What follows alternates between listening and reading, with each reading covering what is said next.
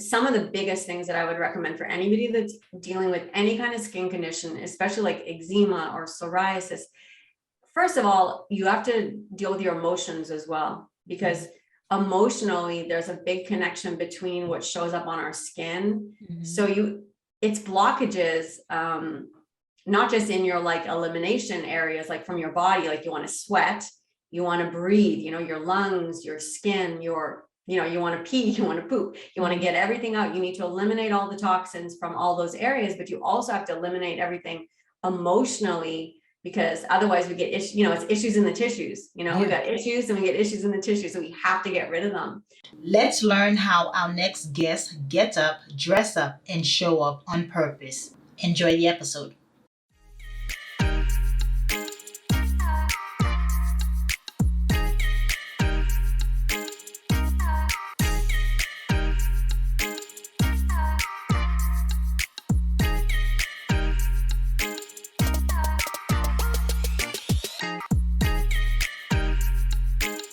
People who are listening, I want to briefly get to know a little bit about your background and, what brought you here, what got you here this far, because you are a well-being coach who helps your clients get clear, confident control of their habits. Tell us a little bit about how your journey thus far, how you've gotten here. Yeah. Okay. Well, so my journey basically to how I became a life coach, a life and wellbeing coach, was, I didn't even know about coaching 5 years ago. I had no idea what it was. Yeah. But when I got sick, I decided to really take control of my own health journey. Doctors were not helping me. So I decided to become a health coach so that I could actually learn what I needed to do, all the steps I needed to take. So first of all, I became a functional health coach. And then I decided to take a culinary nutrition course. So I became a culinary nutrition expert and plant-based cooking instructor, so that I could go really completely gluten and dairy free, but not be deprived. I wanted to be able to like make really delicious, nutritious food. And then from there, I found life coaching. I stumbled upon a podcast and I realized that was kind of like the missing piece for me, because I was really good at like kind of changing things, but then I'd fall off the wagon. And I would get like sort of into routines, but then my habits would kind of fall off. So I was missing that mindset piece. And of course, I'd always put like, I don't know, I'd never really realized that my thoughts created, in the end, my results. I never realized that my thoughts like drive my feelings, and then my feelings will drive my actions. And then my actions are what I get, what I end up with. And so when I heard this, I was like, what? Okay. I was like, okay, wait a minute. And she talked actually also about like how to stop over drinking.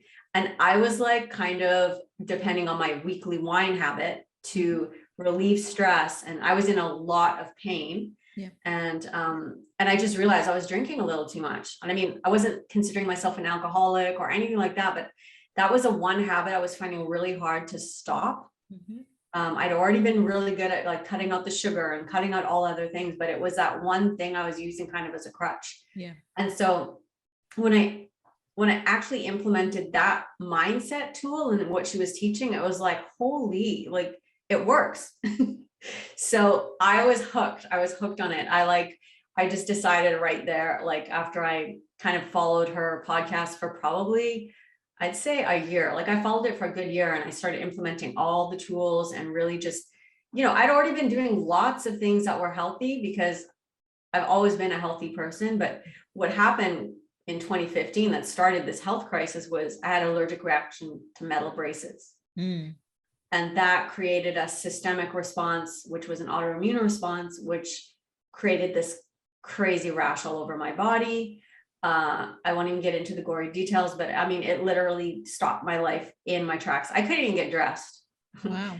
I couldn't put clothes on because the pain was so debilitating. And so just, I've healed myself. I no longer have that rash. The doctors were at they told me, oh, like you're gonna have to take the steroids, use a steroid cream, and all the things. And I'm like, there's some, like, I need to do deeper work than that. I'm Right. not going to just use a Band-Aid. I've always been very holistic and natural in for years. So yeah, so I sort of stuck with my guns and my intuition, and I feel like that's how my journey led me here. Like, Nice. to be able to help other people with helping themselves. Like, the mindset is what I'm so fascinated about. Like, I'm a plant-based cooking instructor and I love like helping people with weight loss and all that stuff, but I just feel it's so important for people to understand that they can make changes just on their own Yeah. by just implementing, like, really starting to be intentional about what they're thinking. Yeah. And you said metal braces is what you're allergic to? Yeah, so I put metal braces on my teeth. I was like, oh, I want a gift. I'm 45. I want to like get straight teeth. And yeah, that was the worst decision I ever made in my life. Yeah, so I mean, my body reacted. Long story short, what happened was I ended up finally finding an environmental naturopath when we did a huge like history of environmental exposures. And I mean, basically I'd been exposed to a couple of times like mold quite severely. And just all the other things that we have in our toxic environment these days. And Free your radicals. body, Yeah. yeah, and like just glyphosate on our food if you're not eating organic. You know, that's why I had to get my organic delivery there. It's like I try and eat all organic. I mean, our soil is degraded with all the herbicides and fertilizers and the things that they're using. It's just not natural. Our bodies can't process it. Right. So my body just had enough. And I'd also been in a long-term relationship that was very stressful. Now, at the time, I didn't realize how of a big impact stress can have on the body, but my God, it really does. And I think it was just, my body had a tipping point, and then I put those braces on, and then it was just like, bam, my body just said, I'm done. And then the immune response started, and took a long time to settle it all down. Yeah. And now you follow a holistic approach because you're not just looking at putting a Band-Aid on it, as you mentioned earlier, because that's what, most doctors go prescribing you the drugs, and over you stay on this for the rest of your life, but never really getting to the root cause of where it started. Because any malady, it's another French word, right? Any malady that comes in, it's coming from a subconscious level. It's a blockage somewhere, because you can clear that. If you clear that channel, if you get unstuck in that way, then you can the body is powerful enough to heal itself. So powerful. And feeding it, your body, the right nutrients, the right food, it can actually heal itself in that, in getting rid of any of that unnecessary disease. But the quick fix is getting a prescription. But you, on the other hand, you follow a holistic approach, which actually taps into it. I just said no. I actually, when I was in my early 20s, I had severe IBS. And I already knew way back then that I didn't want to take the drugs. They tried giving me the drugs back then, and I guess I'm very curious. I was asking a lot of questions, and none of the answers made any sense to me. Yeah. So I went looking for different answers. I ended up seeing an iridologist, an herbalist, and going to somebody who did colonics. So, I mean, way back when in my 20s, I was doing that, and I became vegetarian back then. Just decided it was easier than the food combining to just go straight vegetarian and plant. So I've kind of been plant-based for pretty much forever, but I had never really been gluten-free, and I'd still eaten some dairy. But I knew that with the skin issues, my body was trying to clear something.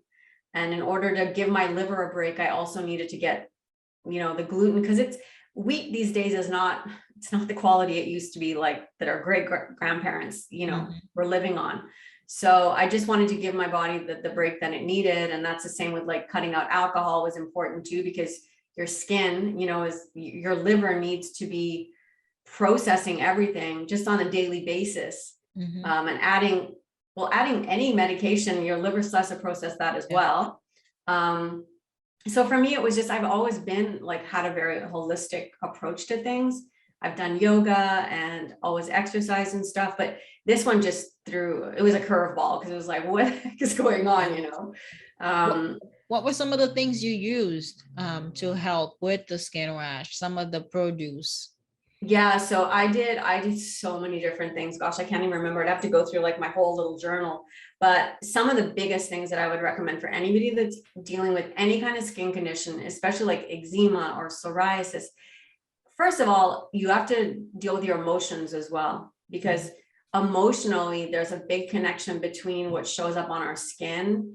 So it's blockages, not just in your like elimination areas, like from your body, like you want to sweat, you want to breathe, your lungs, your skin, you want to pee, you want to poop, you want to get everything out. You need to eliminate all the toxins from all those areas, but you also have to eliminate everything emotionally, because otherwise we get issues, it's issues in the tissues, we got issues and we get issues in the tissue. So we have to get rid of them.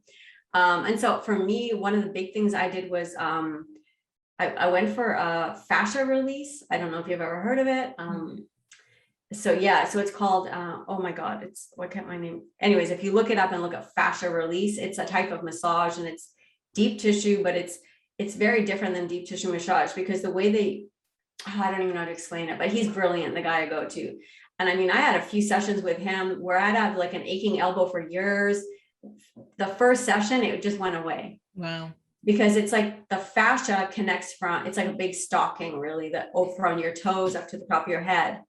And we hold everything in our fascia. So if you have knots, tight tissues, sore aches here and there, I mean, you might have an ache here, but it's coming from a different part of your body, because think about a stocking as it stretches and moves. You don't necessarily know where that is. But the way that they teach it is it's like your tissues will get wound up holding onto emotional stuff. So it's so important. And they work on your different organs and stuff too, because the fascia runs through your bones even. It's crazy when you look into this. Fascia is fascinating. So it makes up it goes through your bones, it goes through your organs, it goes through everything. And like when I would leave there, some days I'd feel like so much taller, and I would feel like, and like I would emotionally release. I would like literally break down crying, and just like, it's a process, and it's hard when you think you're a strong person, you have those beliefs, but you have to release stuff. Infrared sauna too, awesome for your skin.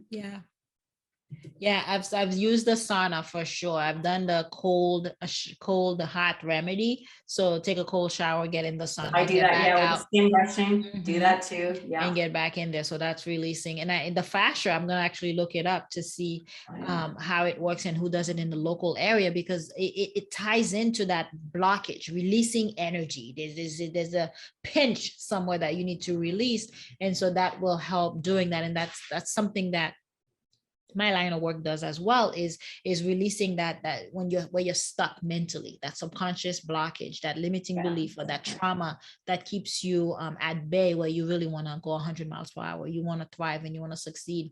If you were able to get that unstuck, then you can thrive. And I've seen it happen with tons and tons of clients. So it's again in alignment with how to get unstuck. Exactly. And we're all stuck in some way. Somewhere or the other. Yeah. Now you have your own method, and then there's the 4 C's and the 3 C's. Tell us about what those are. Yeah. So, I mean, when I talk to a lot of my clients, I find that like the root cause of their stuckness is the 4 P's. So you got like your people pleasing, your procrastination, and your perfectionism. And then underlying all of that is our past programming. So that's where the 4 P's come in.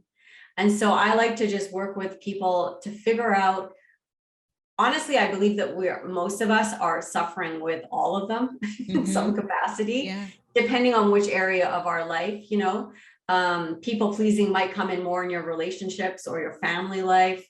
Perfectionism might come in more in your career, or your work life. I mean, for me, that's where it kind of comes in for me, is like my work life. It's like writing a blog or writing a new program. It's like my perfectionism just kicks in. And then of course you've got the procrastination, which, a lot of it has to do with fear, once we get past certain things, we have to actually show up. So it's a lot of times it's like we put things off. But I think that those 4 P's, if you can start figuring out how to overcome those, you can really start up leveling and moving forward. Stop the spinning out, stop the indecision. But I mean, it's a process, and it doesn't really happen overnight necessarily, but it does go back to how we're thinking about ourselves. And so then a way to help start clearing some of those blocks for how we're thinking is using like the 3 C's, which is getting clear, getting confident, and then getting in control. And the way I look at it is getting clear is just getting clear on who you are, who you are and what you really want for your life, asking yourself those powerful questions of, what did you enjoy from your past experiences that you've created for yourself? What do you want for your future experiences? What are you willing to settle with? What aren't you willing to settle? But if we don't know, if we don't have a clear path forward, we end up being stuck and spinning out. And then getting in control is, or getting confident is not about being confident about our skills, but being confident in ourselves, like having trust that whatever decision you're going to make, you're going to have your own back, and you're going to show up each and every day for yourself. So no matter what you do, you're going to be confident in yourself. Because I think we look at confidence, but self-confidence is all about us, not about the outside things that we're doing, but just believing in ourselves. So and building accountability, right? The self-accountability. We hold the others accountable, but we got to hold ourselves accountable. If I say I'm going to wake up at 5 a.m. to go for a run, if I don't do it, I lose trust in myself. Exactly. Yeah. If you're all constantly breaking your word to yourself, you're never going to trust yourself. Yeah. And then being in control, like a lot of people think, oh, like, that's a type A personality, being in control of everything. I'm talking about being in control of you, of really starting to be intentional and living your life on purpose, so that you're like, you're showing up every day in like body, mind, spirit, like you're really knowing who you want to be. So you have control then over, you're noticing the thoughts that are sabotaging, and you're replacing them with ones that are more supportive. And you're like cultivating those habits, a morning routine, an evening routine, creating the structure for your life so that you can actually show up and start training your brain, in the way that it needs to be trained, so that you can really have control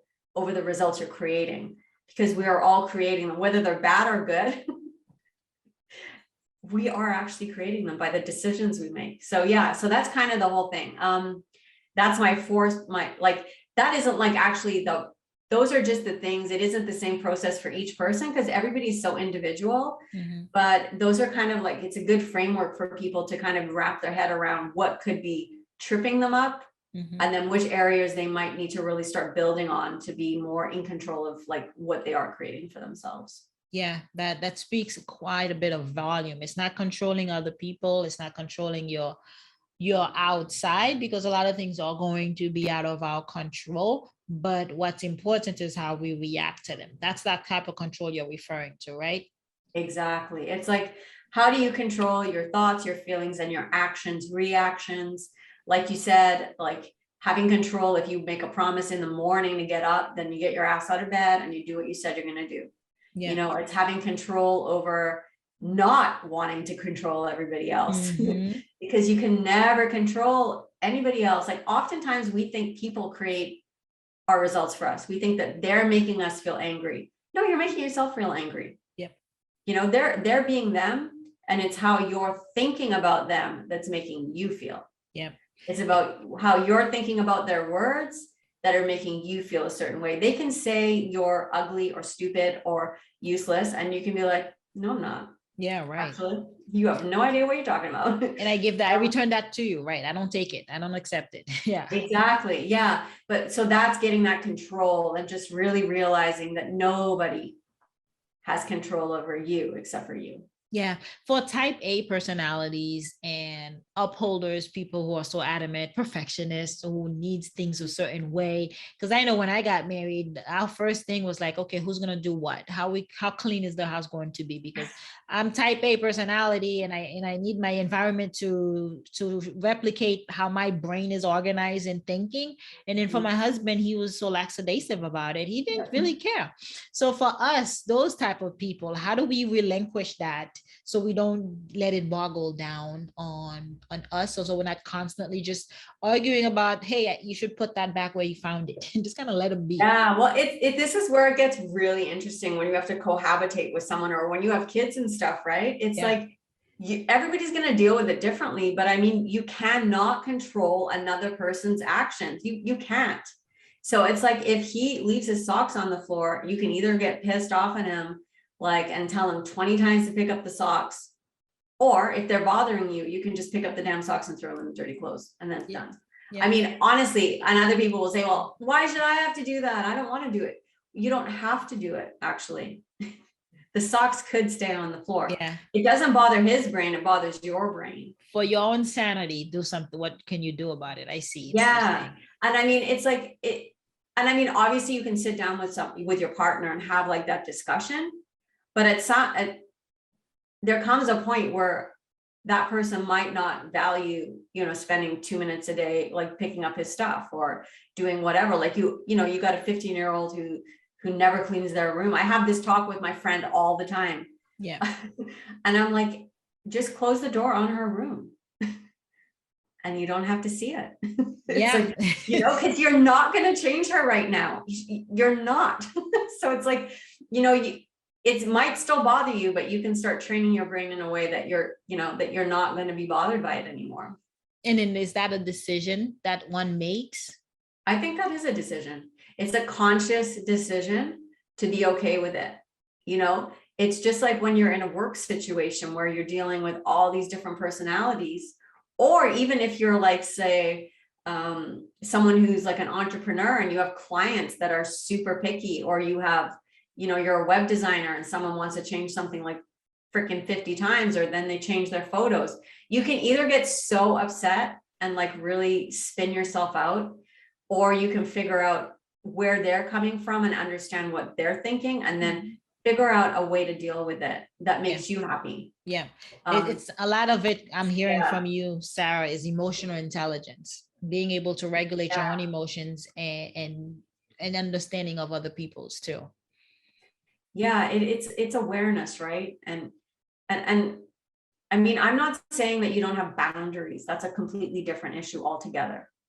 But it's like knowing where to put your energy. And if all of your energy and your focus is on what somebody else is doing, your power is completely taken away from you. You're like powerless, because you are now saying that person has all the power to make me feel this way, to feel mad, to feel angry, to like be upset.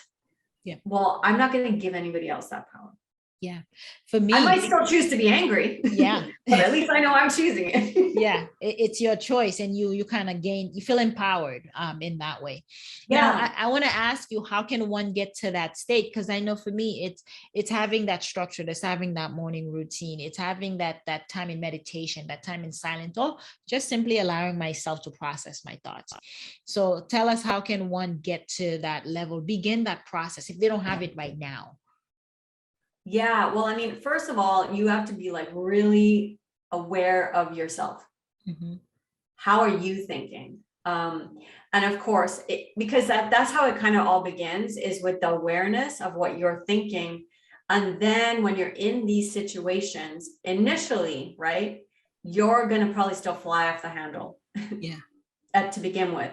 But when you have the awareness, you'll start noticing, oh, after the fact, you'll be like, I really reacted in that moment, and maybe I could have slowed down, thought about it a little bit, and maybe handled it a little bit different. Now, next time you're going to probably notice it as you're doing it, but it's still going to be too late for you to catch yourself and like interrupt the thought pattern, but you're still going to be doing it. But as you become more and more aware, you're going to actually come into situations where you actually have that cognitive ability to kind of like sense what's going on, know how you would normally react, and then be able to take that breath, that moment, and kind of like decide in the moment how you want to come at it. Or come out of it, more or less, because you're going to end up being the person also feeling the feelings. We feel the feelings we create. The other person doesn't feel them. Most times, like think about when you're angry or frustrated with someone, they don't feel that. Well, No. they might get the eye, they might get the look or whatever, but they might not even choose to feel it. They might be, oftentimes, especially with men, they're oblivious to our feelings. Yeah. Like, so if you're just starting out in this work, it's like really figuring out who you are and how you react to situations, becoming aware of your thought patterns, becoming aware of what you're saying to yourself.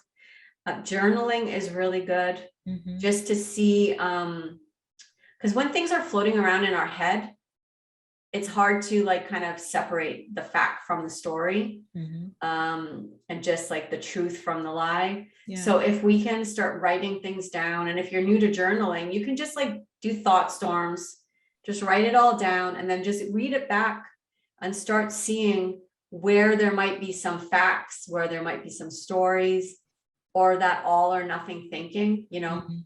Yeah. like where you look at a situation as just an all or nothing black and white situation, like it's all good or it's all bad, or they're all terrible or they're all perfect. It's like, Yeah. you have to start pulling it all apart and questioning everything about what you're thinking.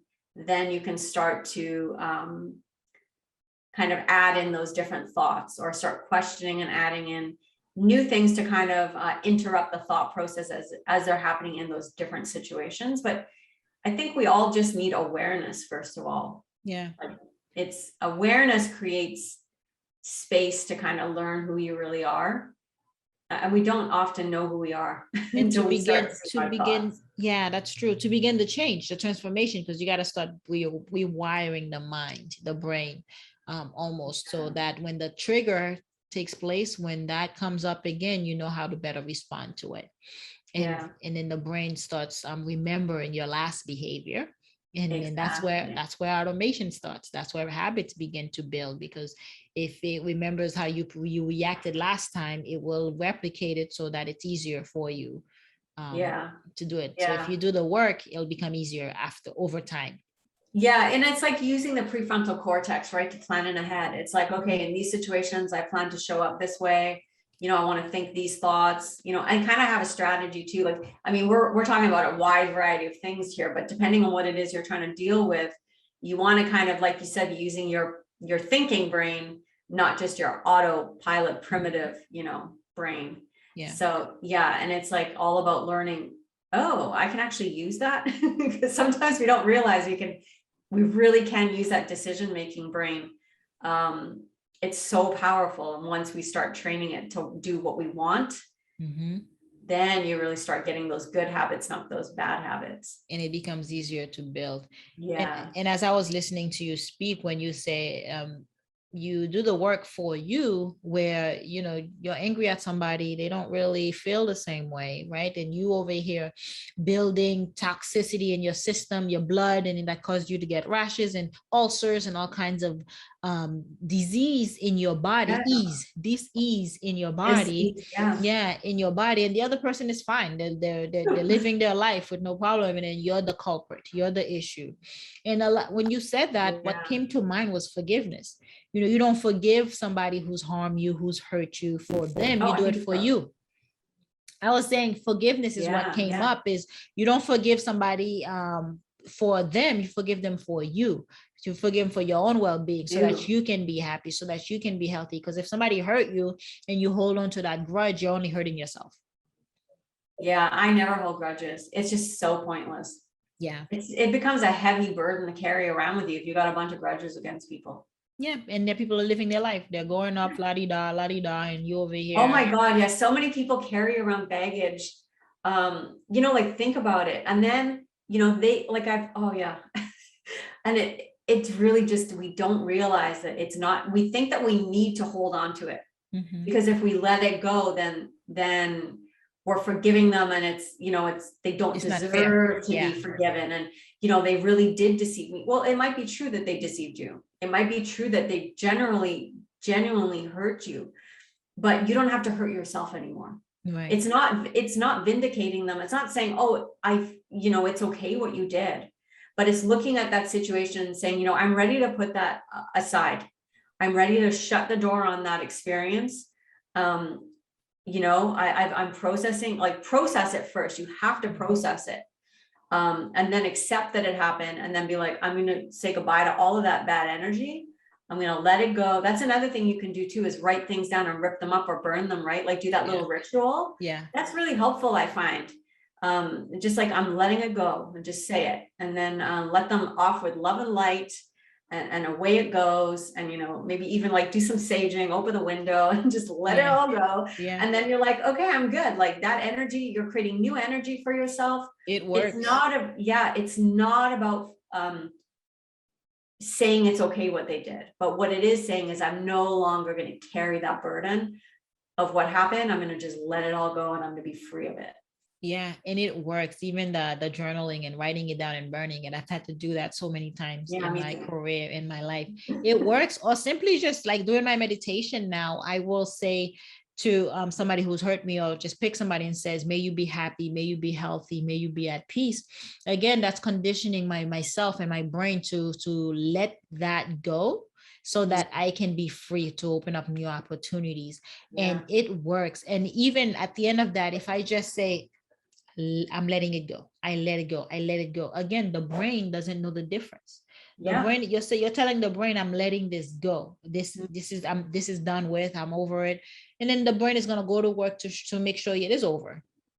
That you don't actually, it doesn't reoccur. You don't think about it anymore. It's amazing. Once I say new results, because Sunny, when I say I'm letting go, I'm letting go, another 5 minutes, I was like, what was I thinking about? What was I holding on to? Because it works. But if you keep hold on to that grudge, that bitterness, and that emotion, it really does make you sick. And then your brain goes on to giving you more things to be angry about. More things to be anxious about. And I mean, it sounds a little bit woo, but in actuality, it, like all those little rituals and stuff, they're actually really helpful, you know, like, because like scientifically, these rituals do work, you know what I mean? Like if we look at how meditation and, you know, like the ritualism and having a little like altar where we can go every morning and give thanks and gratitude, those things create such peace within us, which helps us be more grounded, which helps us show up. Like, so it's not woo. It really does work. Yeah. Because some people who are listening might be like, oh, like, because I'm a very logical, analytical person, but I do know that like adding in these like little small kind of meaningful things, like doing the saging and doing the gratitude journal, it does manifest good things in your life. Yeah, because you're hacking the brain. That's how the brain with looking at the neuroscience and how new pathways are built. You gotta reprogram the story. You gotta reprogram the old thought, and you can't break it. You can't get rid of it. You have to replace it. Yeah, you gotta rewire it. You gotta rewire, and that's why I invented habit rewiring, because that's how we're going to rewire the brain. That's how we're going to reprogram the brain, so it becomes so much easier and seamlessly, effortlessly for you to build habits. Until you do that, it's like going against the grain. Honestly. Swimming up current for sure. Yeah. So tell us, how do you get up, dress up, and show up? What's your morning routine like? Mine actually change seasonally. Like, so my routine in the summer is really different from the winter, because like I said, like the seasons are so different. In the summer, I get up super, super early, like 5:45. And I basically just I wake up and I cuddle my dog for a few minutes. She sleeps in bed with me. She's a little Yorkie. So we like do a little cuddle time, and then I'm like, okay, up we get. She goes out to pee. I wash my face, brush my teeth, and then I just put my hair in a ponytail, put my shorts on, and away we go for like an hour and a half walk in the forest. We have like a really nice little area. I just find that is good for me in the summertime. Yeah. I don't look at devices. I just get out in nature. I don't actually write a gratitude journal in the mornings in the summertime, because I'd rather just get out and be in gratitude, like experience it that way. Like I love just watching the trees like come from spring to summer. I just love watching that. And then after we do our walk, I will, and I actually, before I leave, I always take my amino acids and a huge glass of water. Yeah. And then when we're out, then I come back and I will take a hot, cold shower with my cold brushing. Like I like to do dry brushing, then I do a hot, cold shower. The hot, cold therapy is really good for the lymphatic system. Yeah. Because it wakes you up, but it wakes up your blood. It's amazing for the skin. That's one thing I did all the time too. And then if I have time, I might do a little bit of yoga, a little bit of stretching. And then I basically just kind of get ready for the day and I get to work. Yeah. It's a very simple routine in the summertime, but I like to have that hour and a half walk with space. Yeah. And then in the winter time, it's a little different. I actually get up early and I usually do my journaling and I do my yoga in the morning and my hot and cold shower. And then I'll go outside and play in the yard with her with the ball because we walk later because it's so cold. Yeah. But it's like, it doesn't have to be a really fancy routine to help your brain have structure. Yeah. And then I have a nighttime routine. I like to journal at night. Yeah. It's powerful, the routine that you put in place to prime yourself so that you can ensure you have the energy you need throughout the day, to ensure that you show up for everyone else in your world, right? You're not just for you, but you got to be able to emotionally take care of yourself, be grounded so that you can be ready for the world. And all that you mentioned, the hot water, the shower, the cold and hot shower, it's all part of why I invented the morning routine app, because that's part of it. There is an opportunity to take a cold and hot shower because it does wake up the body, as you say, and it gives you energy. It helps you be uncomfortable with being uncomfortable. Oh my God, yeah. But I love cold showers. Because it gives, and it's good for your skin, right? It rejuvenates your skin as well. But it's like that. I put the app together because you confirm that those are the things that work: journaling, working out, getting the blood flow, meditation, gratitude, like in the cold shower, and it's accessible to everyone because it works. Successful entrepreneurs like yourself come on here and said, and I think the one thing I'd say is it's really important for each person to find the routine that works for them. Yeah. Because it's not a one size fits all, right? Like we're type A and some people are more like, and like I say, it's like everybody is so different. But yeah, a morning routine. I love your podcast because it's like, it is. People don't realize, like, it's just like with children or animals. Mm-hmm. They need structure. They need routines. Mm-hmm. Our brain works best when we have routines. Yep. So what you're teaching people is just, phenomenal. I love it. And I like to say, like, bookend your day. Start in the morning with a routine and end it in the evening with a routine. Right. Same thing, it just is so easy because then your brain too has something to like really know, like be in the comfort zone in the morning and be in the comfort zone at night, knowing that there's no decisions to be made. Right. This is what time I go to bed. This is what time I get up. This is what, it just makes it so much easier. And then the morning routine starts the night before because you got to prepare your clothes for the next day. You got to make sure that glass of water is ready and prepped so you can hydrate first thing in the morning, right? Because you want to get rid of brain fog. Whatever it is, you make sure that you're intentional the night before so that in the morning you can execute with ease. And so I love the putting your clothes out because honestly, perfectionists, listen up. Put your clothes out the night before because I used to be terrible at that.